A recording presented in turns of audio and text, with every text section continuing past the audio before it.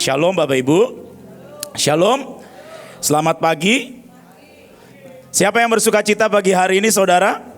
Banyak pekerjaan yang akan kita kerjakan saudara ya di akhir tahun 2025. Kita sudah memasuki bulan Desember, betul?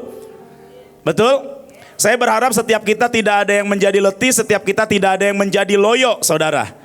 Siapa yang bersemangat memasuki bulan Desember sampai kita ini menyelesaikan 2025 dengan sangat kuat saudara? Boleh saya lihat tangan-tangannya saudara ya? Saya berdoa biar ini yang menjadi harapan kita, ini yang menjadi iman kita, ini yang menjadi hasrat dan gelora kita saudara, amin. Amin saudara. Saya itu ya setiap kali Ibu PMI itu bicara saudara ya, saya tuh bersyukur lah, bersyukurnya kayak gini. Ibu itu seringkali bilang kayak gini, saya gak pengen ngasih kalian kerjaan, saya gak pengen kalian capek-capek.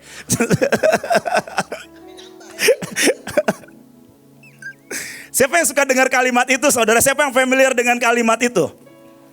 Ya, betul ya. Saya juga sangat familiar dengan hal itu saudara. Dan siapa yang bersyukur dan waktu Ibu In bilang itu bersuka cita? Wah. Atau dalam hati sudah memprediksi, wah kerjaan apa lagi nih? Saya ingat banget pada waktu sepanjang tahun 2025 kita melewati begitu banyak hal yang ajaib saudara ya. Dan kalau saudara sadar, hampir-hampir di setiap bulan tidak ada waktu untuk apa saudara? Yuk ngomong aja saudara. Tidak ada waktu untuk diri sendiri ya, betul ya. Tapi saya bersyukur saudara. Kenapa saya bilang saya bersyukur? Karena itu adalah cara Tuhan merekayasa hidup kita supaya kita ini tetap dalam on track. Supaya kita ini tetap on position. Betul ya saudara ya? Coba saudara bayangkan kalau kita ini punya cukup waktu aja saudara ya untuk kita ini berleha-leha, untuk kita ini bersantai-santai. Kecenderungan kita itu ngapain? Dalam hati aja jawab saudara. Saya tahu kecenderungan saya ngapain. Saya tahu yang saya lakukan ngapain. Saya tahu yang akan istri saya kerjakan apa. Saudara kalau misalnya udah hari Minggu, saudara itu udah hari yang sakral dalam keluarga kami.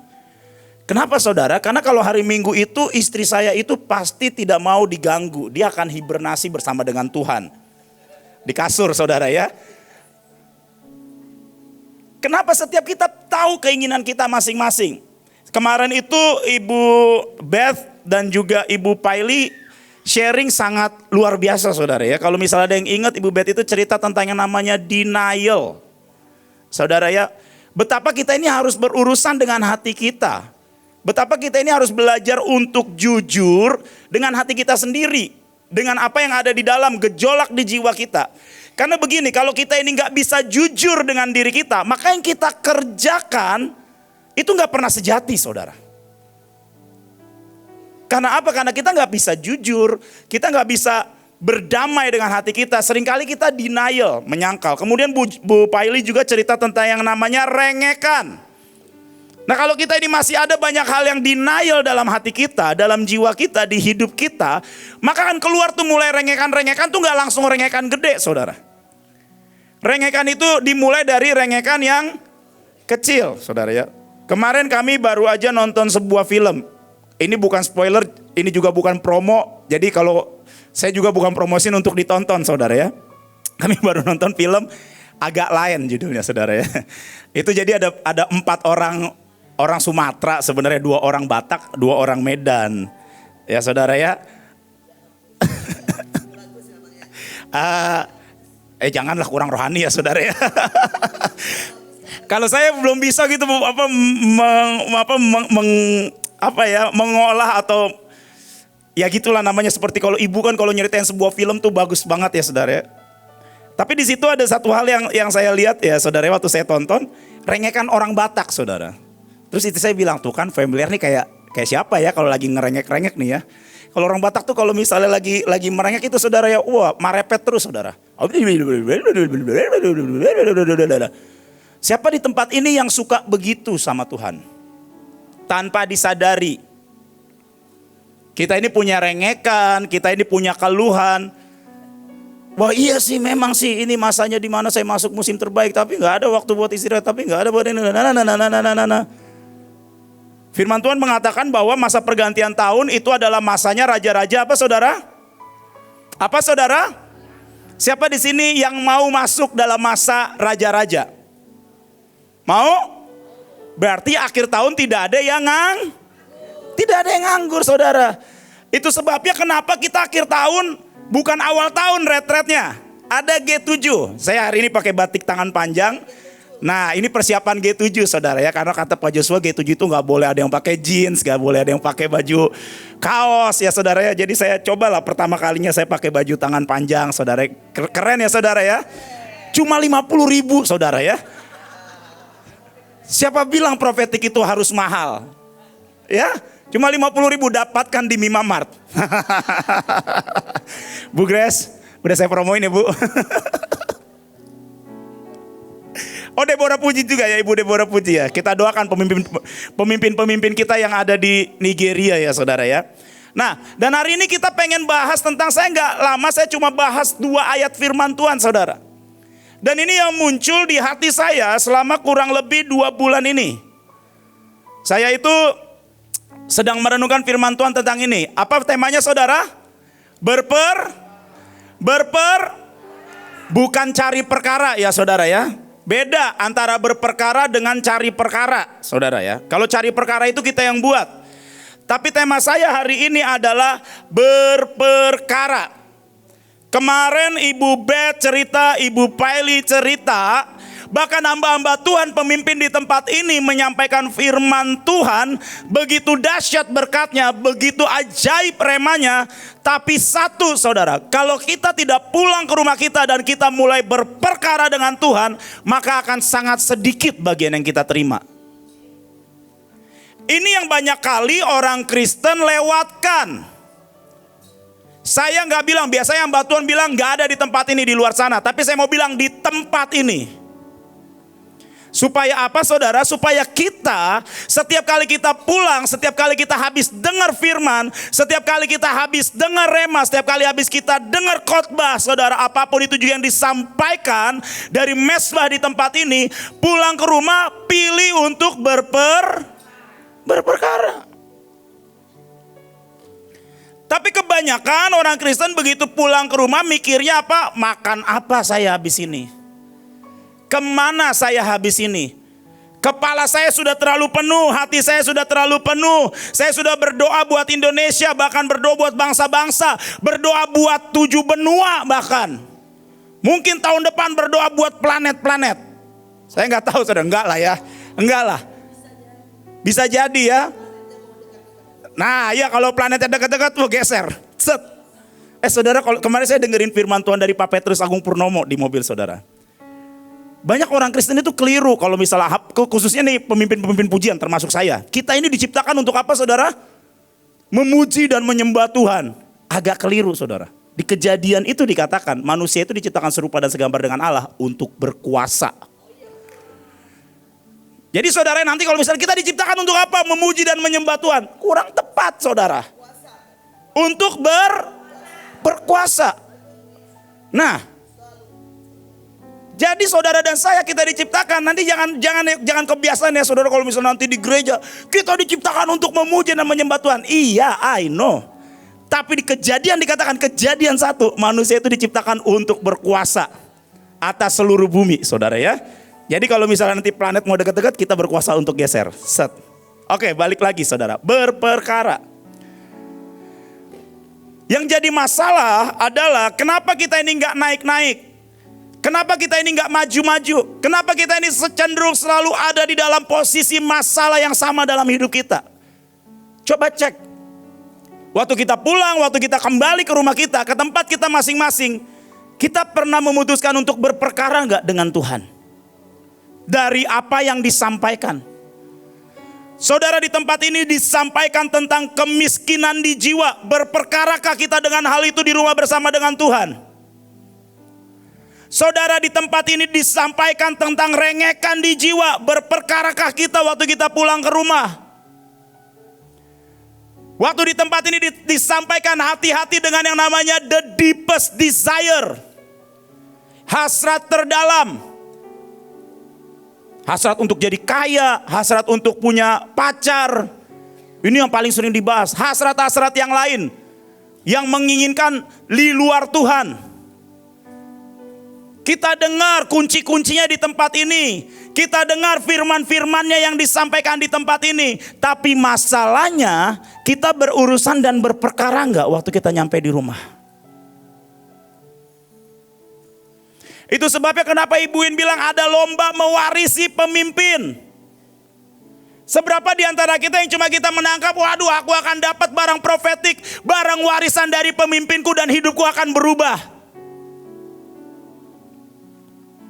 Tapi saudara, seberapapun barang yang Anda terima, yang saya terima, kalau kita nggak berperkara, akan sangat kecil yang kita terima, saudara.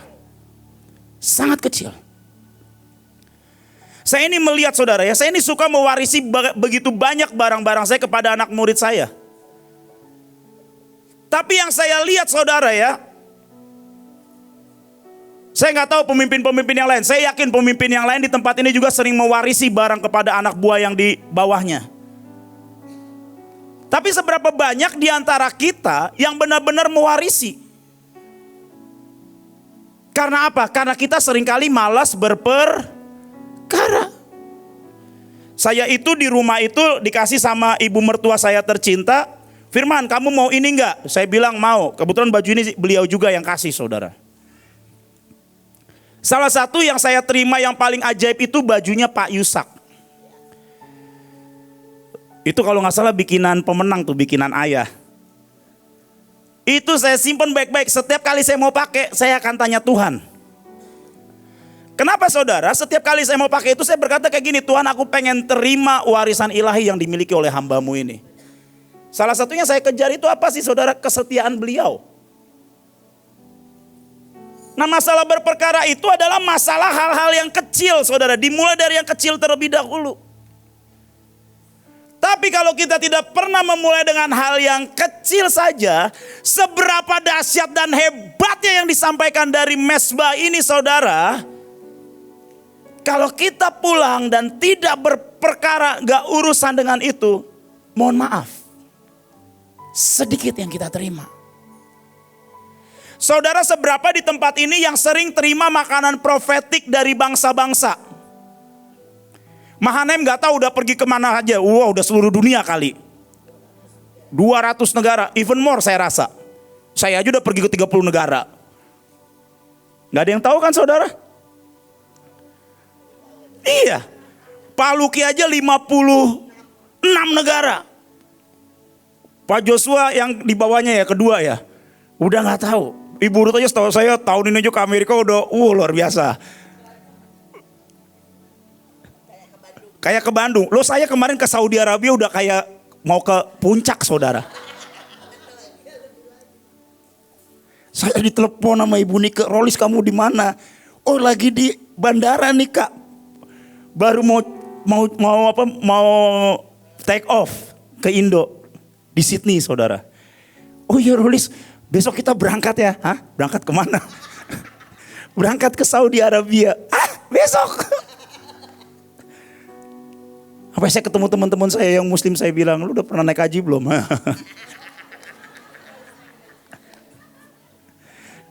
Kemarin itu Pak Stanley itu bilang haji itu artinya visitor saudara.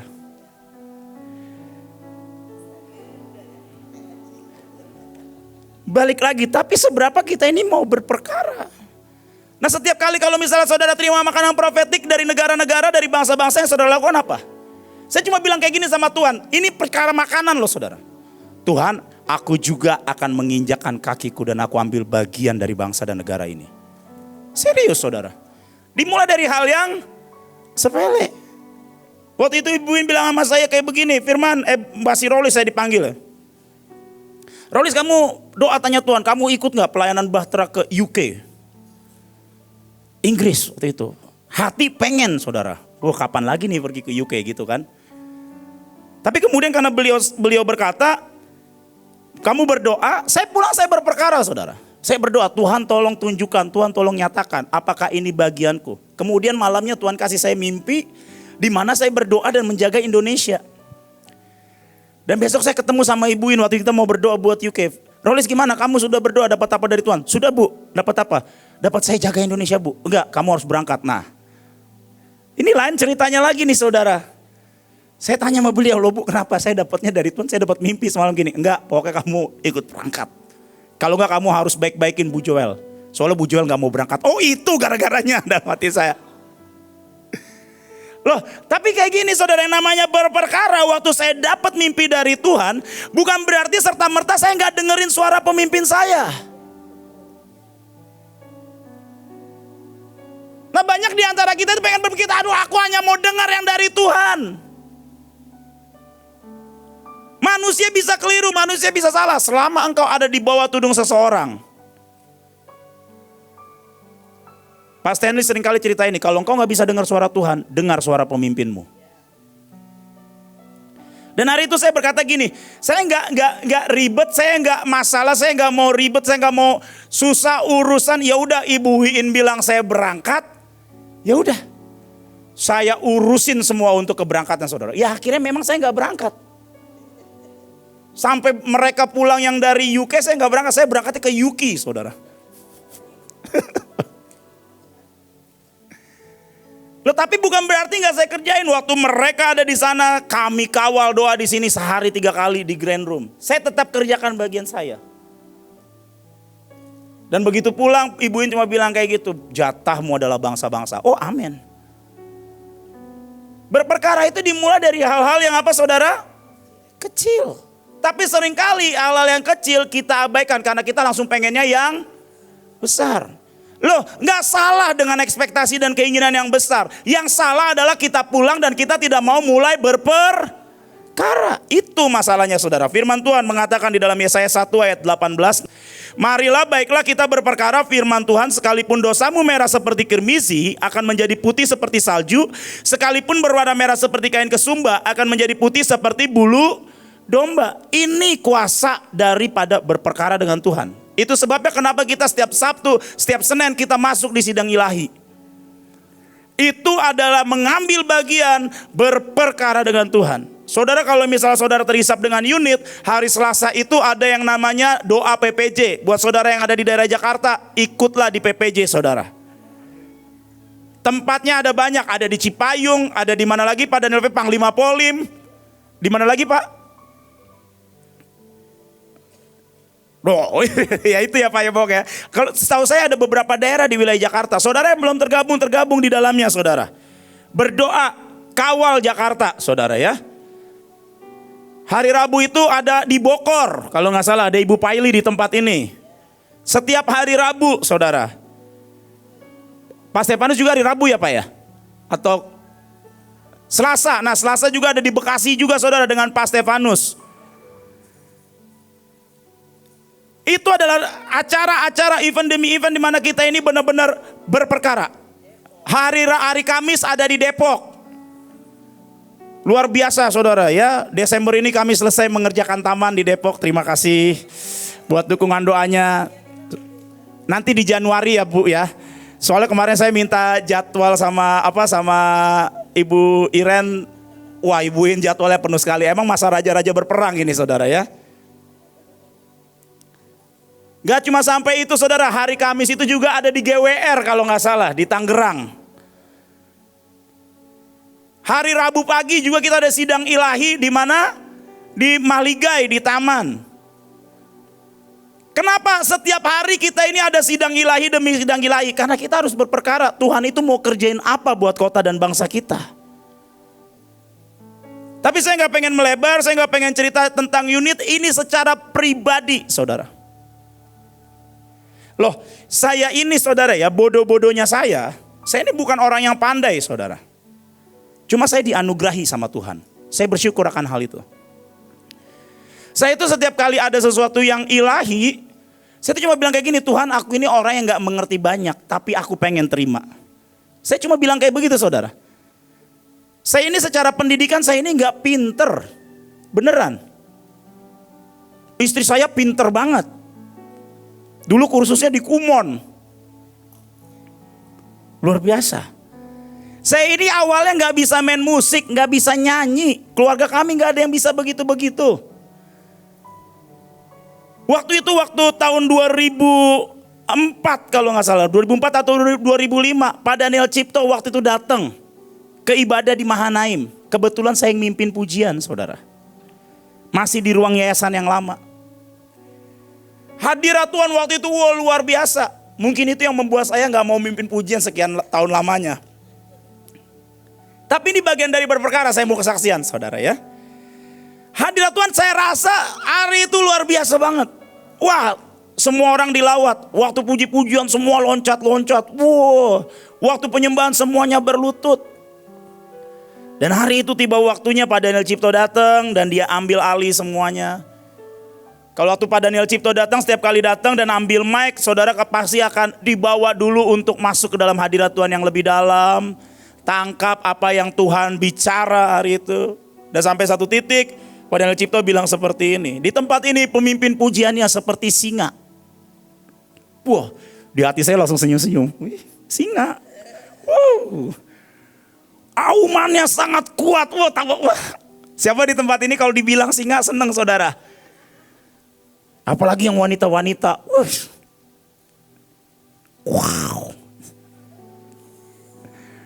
Kemudian wah itu saya udah senang banget. Wah, puji Tuhan, singa aumannya sangat kuat. Kemudian ada tapinya. Tapi Tuhan bilang singa ompong. Wah, itu semua kebanggaan saya ompong saudara. Hancur lebur saudara. Terus Pak Daniel Cipta cuma bilang kayak gini, kata Tuhan baca Alkitab 10 fatsal setiap hari. Pulangnya saya tanya sama Pak Daniel, saya waktu itu manggilnya masih Koh. Koh itu gimana Koh kalau misalnya gak ngerti? Oh kamu ngerti gak ngerti kamu baca aja. Nanti Roh Kudus beri pengertian. Wah itu saya pulang saudara, saya baca saudara setiap hari. Loh saya hari itu saya bodoh, saya bisa aja pulang saya memutuskan ya udah gak ada yang tahu kok saya gak baca Alkitab, gak ada yang tahu. Gak ada yang tahu kok apa yang saya gali, gak ada yang tahu kok apa yang saya kerjakan. Tapi hari itu saya memutuskan saya harus berperkara. Dan hari itu saya gak ngerti baca Alkitab itu bagaimana saudara. Tapi sejak saat itu saya memutuskan baca Alkitab dan saya jadi mencintai yang namanya firman Tuhan. Seberapa banyak di tempat ini yang sudah dikeluarkan baca Alkitab, deklarasi. Tapi waktu pulang ke rumahnya masing-masing, bukan lupa. Besok ajalah, nanti ajalah. Ini perkara sepele tentang yang namanya berperkara. Sementara Tuhan mengajak kita untuk kita berperkara. Ya ampun ini anak lucu banget sih, aduh. Mau dong Tuhan yang kayak gini ya. Yang lebih lucu deh kalau boleh. Aduh. Amin, amin. Ini juga saya butuh berperkara saudara buat ini. Ya, Yon ya.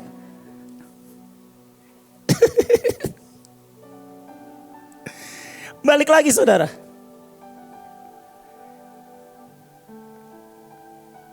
Dan hari itu saya memutuskan untuk saya pulang dan saya berperkara dengan Tuhan.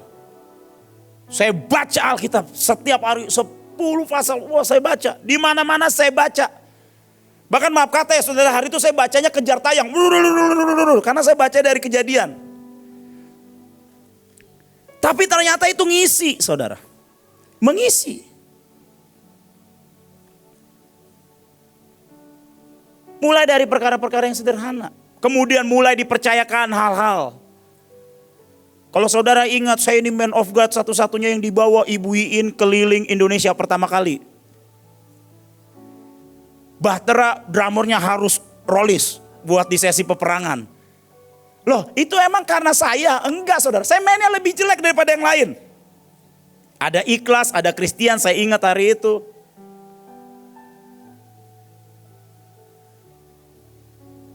Tapi pada waktu kita berperkara dengan Tuhan, maka Tuhan sendiri yang akan mengangkat hidup kita.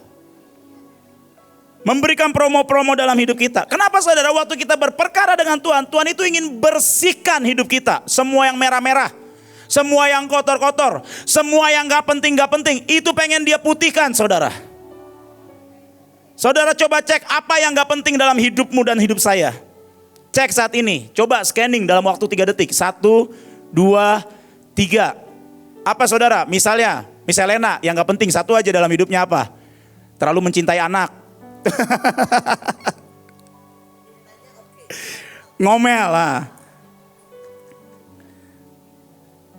Langsung bisa scanning saudara. Misalnya saya nih ya, yang harus dibereskan dalam hidup saya, yang harus saya berperkara. Gak percayanya itu loh. Terlalu melihat yang namanya kenyataan. Terus saya cerita ya saudara ya. Ini tiba-tiba Roh Kudus bilang di hati saya. Saya ceritalah supaya saudara bisa mendoakan saya. Saudara tahu saya ini sangat merindukan seorang anak. Bersama dengan istri saya dan tentunya juga mertua saya yang saya kasihi. Tapi saya punya masalah saudara. Waktu saya cek ke dokter itu, sperma saya itu jumlahnya cuma 2%. Ini masalah saya. Dokter itu memvonis saya nggak pernah cerita ini dimanapun juga, saya baru cerita di pasukan saudara. Tapi ini Tuhan taruh di hati saya supaya saudara bisa mendoakan. Tapi waktu kemarin Ibu In tuh bilang sepakat bulan Desember inseminasi. Maka akan jadi. Saya cuma memilih, saya mau sepakat Tuhan. Loh, anaknya Stanley itu lahir itu semuanya itu tanggalnya persis seperti yang Ibu In bilang saudara. Saya bilang Stanley bisa, masa saya nggak bisa sih? Saya kemarin dengar kesaksiannya Pastor Gideon Simanjuntak, ternyata sama saudara. Dan waktu saya lihat, wah nggak ada yang mustahil Tuhan.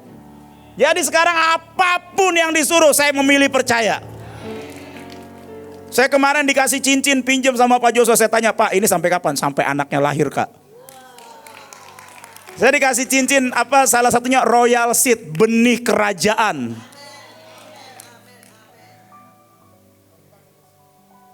Saya bawa, soalnya lepas-lepas di jari manis gak muat, di kelingking kelonggaran.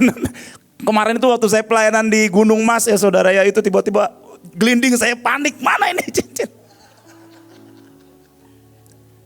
Soalnya ditaruh jari manis gak muat, ditaruh kelingking itu kelonggaran. Loh tapi ini bagian daripada berperkara saudara. Termasuk mengakui yang namanya kelemahan kita. Next, karena arti daripada berperkara yang berikutnya. Nih salah satu arti berperkara, next. Mendiscover hidup kita di hadapan Tuhan.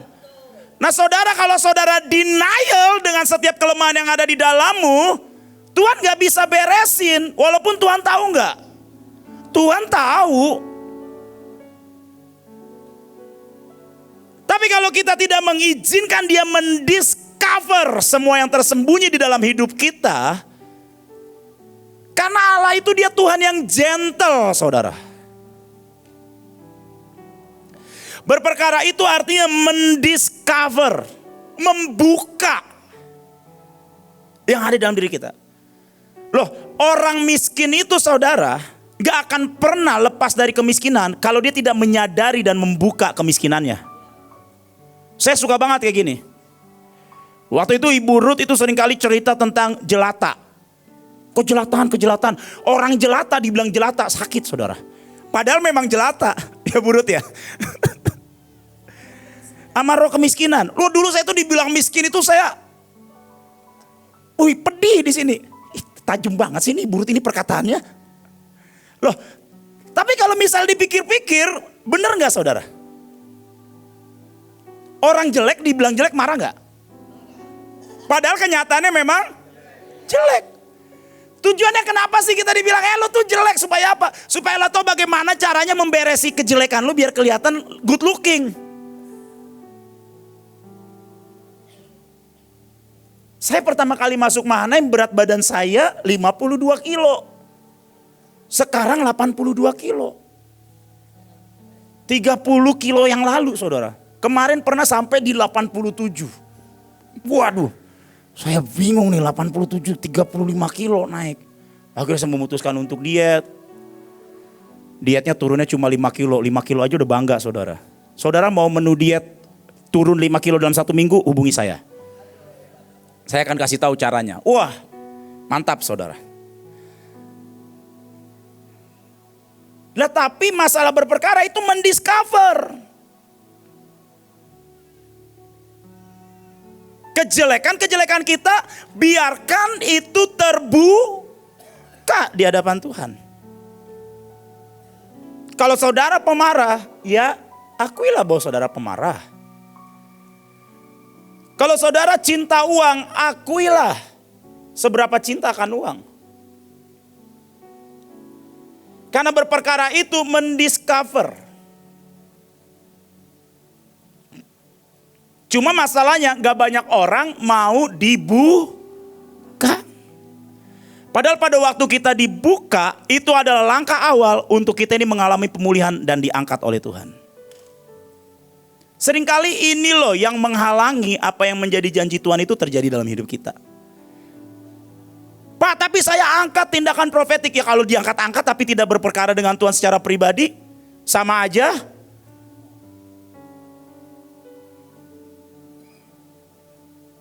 Maaf kata, saya kenal orang di Mahanaim yang masuknya bareng sama saya dan sekarang dia masih di situ aja. I'm so sorry saudara. Saya harus ngomong ini, mungkin ini menyakitkan. Bukan karena Ibu Iin jauh lebih sayang daripada saya. Jauh lebih sayang sama saya daripada saudara. Kalau misalnya kayak gitu saya bisa bilang Ibu Iin pasti lebih sayang lah sama Joshua daripada sama saya. Ya jelas lah anaknya beliau. Jangan bodoh gitu loh. Bersyukur kalau dicintai. Loh saya ini berani bilang saya ini adalah mantu satu-satunya yang dicintai oleh mertua saya. Ya iyalah gak ada yang lain. Dan sembuhlah dengan itu, pedelah dengan itu saudara. Tapi ada orang saya gak dicintai. Aduh Ibu Iin kalau saya datang saya butuhnya dipeluk malah saya dimarah-marahi. Prit. Saya kemarin dikasih satu orang sama Ibu Iin. Lis tolong kamu doain orang ini. Saya mikirnya saya cuma doain saudara, saya dichatin mulu setiap hari. Saya sekali telepon bisa 2 jam bu.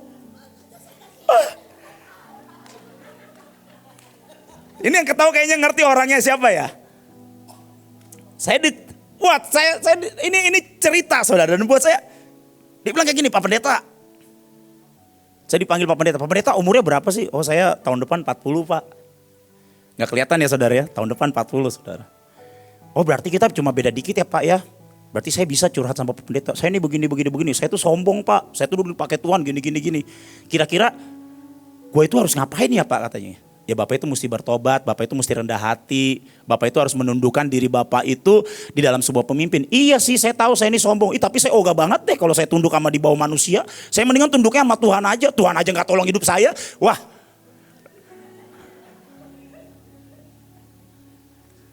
Saya mikir Tuhan ini mau diapain. Dan hari-hari ini saya bilang kayak gini sama dia, Pak jangan pakai kekuatan. Yang Bapak lawan ini adalah tembok yang besar tinggi, Bapak hantemin, Bapak yang hancur saya bilang. Kemarin dia ngechat saya lagi, Pak Pendeta saya cuma belum balas, saya belum tahu saya harus ngomong apa sama hamba Tuhan satu ini. Tapi saudara sadar saudara ya, kalau kita ini memilih menyimpan segala sesuatu yang gak beres di hati kita ini susah untuk kita datang sama Tuhan dan kita berperkara. Nah berperkara itu juga punya arti meresponi terhadap segala sesuatu yang Tuhan berikan, percayakan dalam hidup kita. Termasuk semua yang disampaikan di tempat ini saudara. Waktu Tuhan bilang G7, siapa saudara yang mulai berperkara dengan hal itu? Contoh misal paling sederhana daftar retret. Kemarin daftar pemuritan waktu saya lumayan ngomel sama pemuritan saya.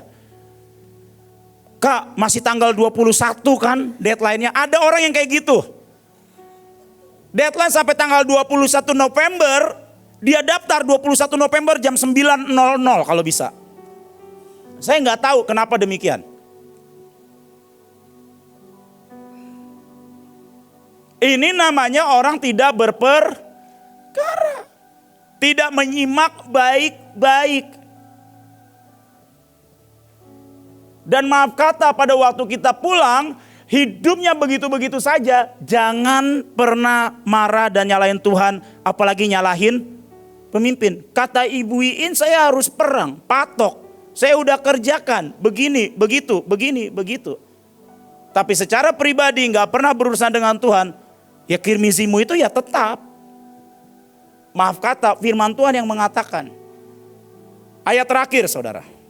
Kenapa kita ini perlu berperkara? Next. Yesaya 1 ayat 19. Yang next ya. Jika kamu menurut dan mau mendengar. Maka kamu akan memakan hasil baik dari negeri itu. Ada dua perkara saudara dalam berperkara. Menurut dan mendengar.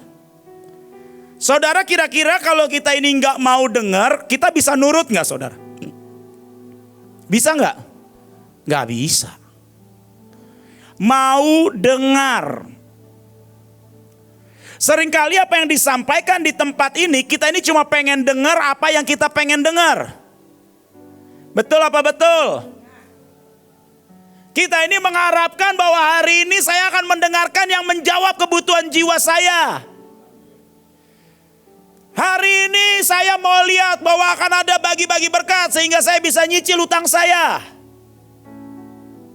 Enggak begitu bos cara kerjanya. Waktu kita berperkara sama Tuhan, dengarkan apa yang Tuhan mau katakan dalam hidup kita. Jikalau kamu nurut dan mau mendengar, maka kamu akan memakan hasil yang baik dari negeri itu. Nah masalahnya seringkali apa yang disampaikan boro-boro didengar. Ada orang bilang masuk kuping kanan keluar kuping kiri. Tapi seringkali belum masuk kuping kanan aja ini gak sesuai dengan apa yang saya mau, itu mental. Kalau lewat masih mending, masih sempat tuh masuk. Ini kayaknya firmannya bukan buat saya deh.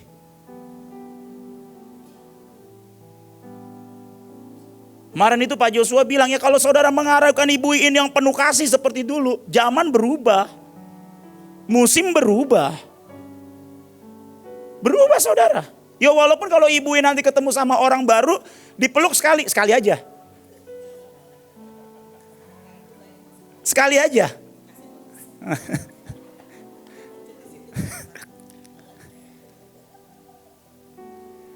Loh saudara, kalau saya ngarepin ibu ini yang dulu membalut, yang dulu membebat, yang dulu melukin, orok saya saudara.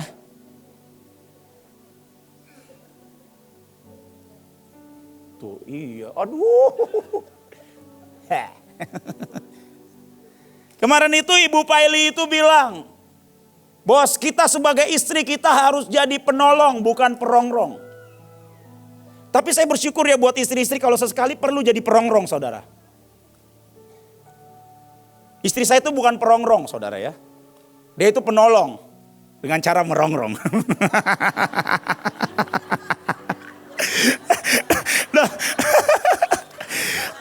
Sesekali saudara, bener gak? Loh enggak, denger dulu, ini don't get me wrong ya, don't get me wrong. Sayang ini, enggak, ini saya istri, kami kemarin waktu, loh enggak, ini kami kemarin waktu Ibu Paili khotbah di situ, kita tuh berdebat, berperkara di situ. Bisa saya bilang, sayang kalau aku merongrong enggak? Oh enggak, kamu tuh merongrong demi kebaikanku. Ada satu lagu Tulus bilang kayak gini, jangan cintai aku apa adanya, jangan tuntutlah sesuatu, biar kita jalan ke depan. Nah, wah itu lagunya bagus saudara. Itu pernikahan tentang cinta-cintaan. Sesekali aja ya ada buat pemanis ya saudara. Loh tapi saya bersyukur. Kalau saya gak punya istri yang penolong, mendorong dan saya gak maju. Saya ini apa-apa seringkali banyak pakai mood saudara. Istri saya itu kalau kita ini habis berperkara di rumah, berselisih paham, saya ini kan ada melankolisnya, butuh waktu untuk reda, butuh waktu untuk tenang. Jadi saya tuh akan bilang kayak gini, jadi gimana nih? Kita mau begini-begini terus. Boleh gak sih tunggu dulu, tunggu saya beresin hari saya. Enggak, saya diajarin sama istri saya enggak begitu. Ini harus kita beresin, gini. Ya udah kita beresin. Supaya apa? Supaya kita maju, saudara. Makanya kalau ada orang-orang di sekitarmu, pemimpinmu, saudara, yang kelihatannya, saudara, itu menaruh sebuah balsam, maaf kata, di bokongmu. Maaf kata saya pakai ini, saudara. Bersyukur. Ada yang namanya garapan sapi. Saya diceritain kalau garapan sapi biar sapinya larinya kenceng. Itu diambil balsam, ditaruh di bokongnya, saudara. Itu sapi ya langsung gila. Wah, lari.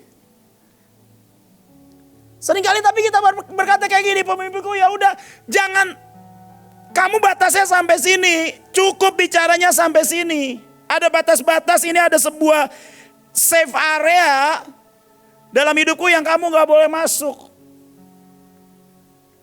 Sehingga itu membuat sebuah portal yang besar di dalam telinga kita dan hati kita, sehingga kita gak bisa dengar. Dan waktu kita gak bisa dengar, maka kita gak akan pernah bisa nurut. Kenapa kita gak bisa nurut, Pak? Lo denger aja gak bisa kok. Dengar aja gak bisa, gimana kita mau nurut?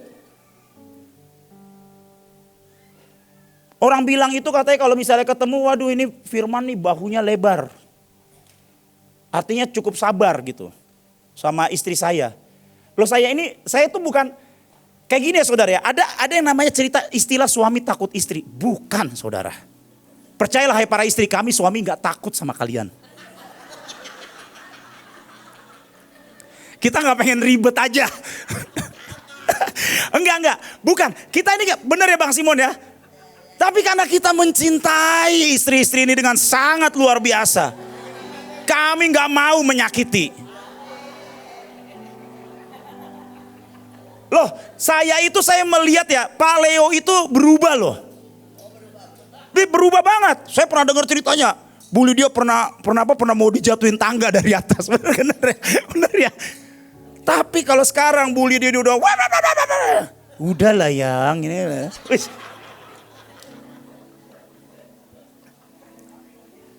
Ya gak apa-apa, makanya gak ada kita omongin.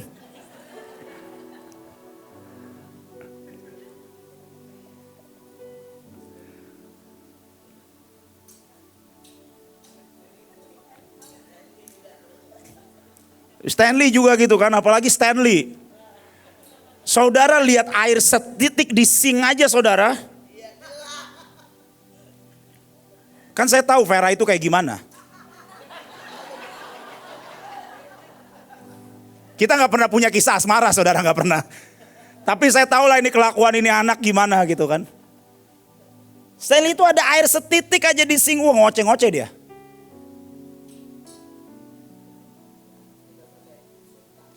Lah tapi ini masalah-masalah kecil kita berperkara mau mendengar dan nurut saudara.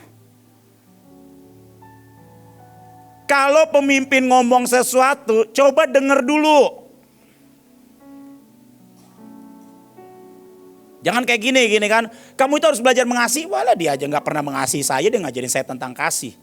Lah itu namanya sudah tidak mau mendengar, susah buat nurut saudara. Saya tutup dengan kesaksian ini saudara. Saya kemarin itu saya belum kesaksian lengkap tentang yang waktu ke Saudi Arabia. Dan saya itu pokoknya setiap kali saya ini pergi dengan siapapun saya berkata gitu, Tuhan aku mau belajar nurut Tuhan. Ibu Joel tuh bilang kayak begini, Lis ini kan nanti kan kita kan mau ke daerah yang namanya forbidden area. Atau yang namanya tempat terlarang. Saya itu pergi dengan wanita-wanita luar biasa saudara ya. Ada Ibu Ruth, ada Ibu Nike, ada Eli juga ikut-ikutan luar biasa. Ada Ibu Joel di situ gitu kan. Bayangin di daerah situ saudara, pakai talit aja tidak mau. Kalau saudara saya bilang pakai talit ngerti maksudnya ya. Tapi hari itu saya memilih untuk saya, Tuhan aku sepakat dengan engkau. Sampailah tiba waktunya saudara. Ibu Joel tuh bilang kayak gini, nanti kita akan masuk, perempuan terlebih dahulu, laki-laki kemudian, nanti akan kita kerjakan begini. Terus kami ketemu di pelataran saudara. Bu Joel bilang kayak gini, Welis gampang banget kok, ini pokoknya pasti bisa. Nanti semuanya masing-masing akan ibadah sendiri-sendiri kok. Ya nanti bagian kamu gini. Wah saya tenang saudara. Tapi satu saya lupa. Kalau yang perempuan ibadahnya memang sendiri-sendiri. Lah tapi buat saya adalah apa yang disampaikan oleh pemimpin saya harus dengar dan saya harus nurut. Karena itu menentukan. Saya kerjakan apa yang menjadi bagian saya. Deg-degan gak? Loh, saya dengar ceritanya Pak Luki, ternyata Pak Luki juga deg-degan loh, sekali Pak Luki loh. Dan saya waktu dengar cerita beliau, waduh terima kasih Tuhan, Engkau menyelamatkan hidupku. Tapi salah satunya saudara, untuk menikmati hasil yang baik, dengar, nurut. Loh Lo kalau nggak mau dengar, kalau nggak mau nurut, ya nggak menikmati hasil. As simple as that. Ibu jual itu pernah bilang sama saya, Lis, kalau kamu gak berani ambil pisau dan potong dirimu sendiri, kamu gak akan kemana-mana. Lo ngambil pisau itu enak gak saudara? Motong diri sendiri, bukan berarti nanti saudara pulang ke rumah ambil pisau, kata Pak Firman harus ambil pisau dan potong diri sendiri. Bukan gitu maksudnya saudara. Firman Tuhan itu adalah pedang yang bermata dua, yang memisahkan antara roh dan jiwa. Ayo potong semua yang keinginan-keinginan jiwa yang membawa kita turun. Percayalah saudara, keinginan jiwa itu akan bawa kita turun. Kelemahan saya saudara, kalau jiwa saya lagi meronta-ronta saudara, saya tahu ya saudara pasti punya kelemahan masing-masing ya saudara di jiwa ya. Saya akan entah kenapa saya ini bakalan shopping saudara. Kelemahan saya, kayaknya kelemahan MOG lah itu. Ada orang yang kelemahannya makan. Saya kemarin anak-anak youth di tempat saya bilang kayak begini. Kalau ibu ini tuh memang harus makan karena harus kuat ya saudara ya. Anak-anak muda saya bilang kayak gini, Kak itu saya kak, saya kalau misalnya saya stres, larinya ke makan, makanya saya sekarang gendut. Enggak, itu adalah hasrat terdalammu, emang kamu suka makan. Dan harus berperkara dengan itu. Maafin.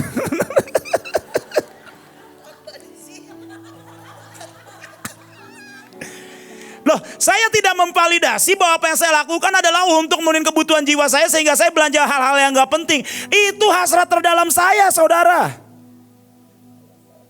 Di rumah saya sepatu ada 12. Ini ngaku dosa. Datang. Waktu saya sebelum masuk ke rumah itu, sepatu di rak sepatu itu banyak yang kosong. Tiba-tiba begitu saya masuk, saudara ya, rak nambah 1 masih belum muat.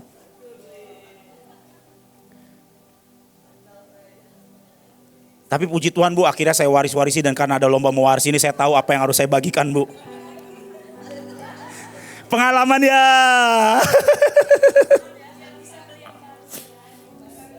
Tolonglah itu jangan dibongkar-bongkar lah. Loh, tapi ini perkara yang namanya saudara biar tahu bahwa ini adalah hal-hal yang harus kita bereskan. Jangan bilang kayak gini, itu adalah sebuah pelarian. Itu adalah deepest desire-mu kok saudara. Yang harus kita beresin. Jangan cari kambing hitam. Udah kambing hitam lagi. Kan banyak ya di antara kita kan cari kambing hitam kan. Saya gak bisa mengampuni karena dia. Betul gak saudara? Dia selalu nyakitin hati saya. Dia mencuri pacar saya. Lo gak ada masalahnya dengan dia. Di sini yang perlu diberesin. Selama kita ini urusannya dengan dia, dengan itu, dengan mereka, di sininya gak beres. Saya tuh ngomong sama anak-anak saya bilang kayak gini, kamu jangan coba-coba menghakimi orang ya. Padahal saya juga sering kali, waktu saya ngomong gitu, waduh. Kita ini kan kalau misalnya menghakimi orang kayak begini ya saudara ya. Don't get me wrong ya saudara ya. Saya berdoa saudara itu menangkap dengan cermat. Waktu kita ngelihat orang jatuh di dalam dosa, beda antara yang namanya menegur untuk kebaikan, tapi di dalamnya kalau dengan hati kita yang di dalam menghakimi. Kita nggak pernah tahu orang itu berurusan dengan Tuhan, Tuhan sudah ngampuni hidupnya, sementara kita masih terus lepaskan namanya penghakiman buat orang itu.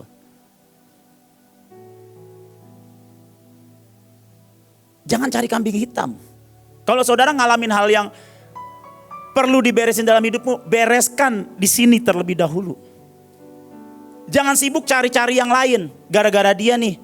Gara-gara ini nih.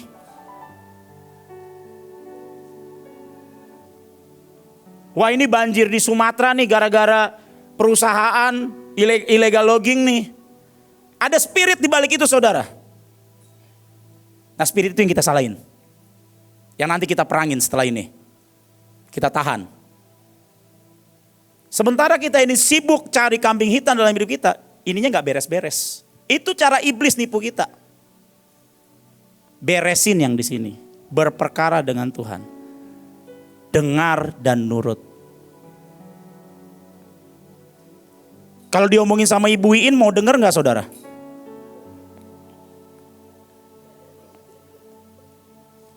Mau, amin. Loh, hari-hari ini Ibu Iin suruh kita ini pergi untuk menjamu raja-raja, saudara. Nggak cuma itu, saya kemarin waktu saya gak ikut di Grand Room, saya karena ada urusan di Depok, saudara ya, tiba-tiba saya dengar bahwa akan ada yang namanya deklarasi 7 jam tidak berhenti. Nah, untuk mengeluarkan segala sesuatu yang ilahi. Saudara. Pak, itu gimana deklarasi 7 jam tidak berhenti? Saya juga belum tahu gimana. Pokoknya perkatakan firman 7 jam.